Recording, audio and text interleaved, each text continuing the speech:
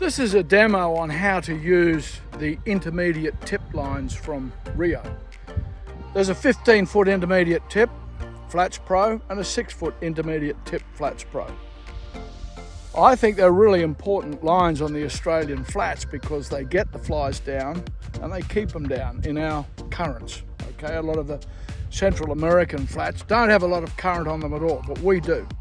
The 15-foot intermediate tip is also a brilliant barra line and also a very good line for casting to schools of breaking pelagics. But the problem a lot of people have with it is picking it up off the water to represent.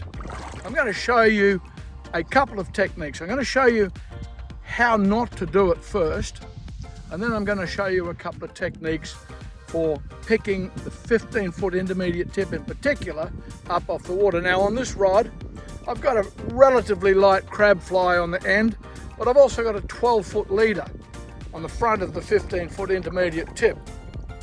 I've got the RIO saltwater tapered leader with a 20-pound tapering down to 20-pound point, and then I've got 16-pound tippet on the front of that.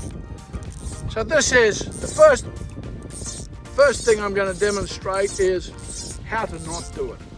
Okay, lay this line out there, put a bit of line out. I'm going to let it sink. A little bit of swell coming in over the sandbar. Okay, I'll lay that out. So how you don't do it is lift to the side, because that doesn't get a lot of line off the water. The key to this, and I'm just going to straighten this out again. I'm going to lift it to the surface with a roll cast. I'm going to pick up and lay down, and then I'm going to let it sink.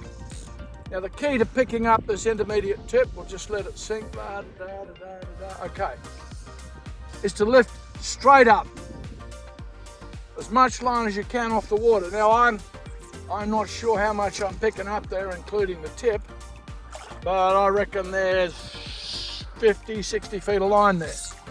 Okay, so let it sink. Get everything tight, that's important. Get everything tight. Lift, lift, lift, lift, back cast, and shoot.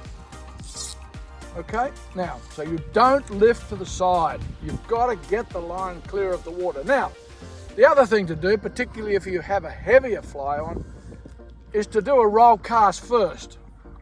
So here's a roll cast. Okay, that didn't get the fly to the surface. I'm going to do a second roll cast. Fly is up, do my pickup and shoot.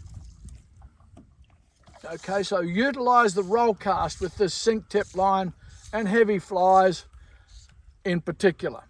The other thing, if you're barra fishing, you've stripped the fly halfway back to the boat, you generally don't get your bites in the second half of your strip. Go back into a roll cast, do a roll cast pickup, shoot it back into the snag. Okay, so I'm going to shorten this up again. I'm going to do a roll cast just to get it to the surface. I'm going to do another one.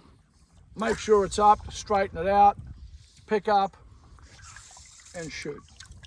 And that's how you use the 15-foot intermediate tip.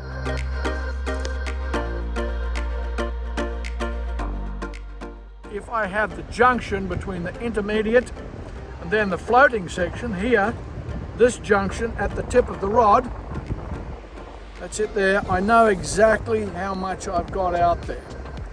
Okay. Now this bit of fat floating line here is 6 feet long. So I can vary having that in and out the rod depending on the conditions. And then the back, we change color again. This section of sort of apricot colored line is, or peach color I think they call it, is 18 feet long. So it's a pretty long head, it's a pretty long setup.